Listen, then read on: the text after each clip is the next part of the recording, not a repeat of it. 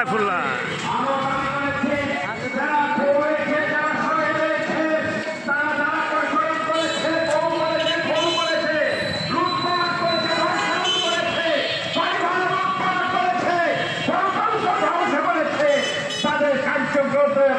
তাদের বিচার ব্যবস্থা দৃশ্যমান করতে হবে। আজকে আমরা দেখছি সেনাবাহিনীর মধ্যে যে সেনা কর্মকর্তাদের বিরুদ্ধে অভিযোগ নেই, গ্রেপ্তারি পরোয়ানা পর্যন্ত জারি করা হয়েছে।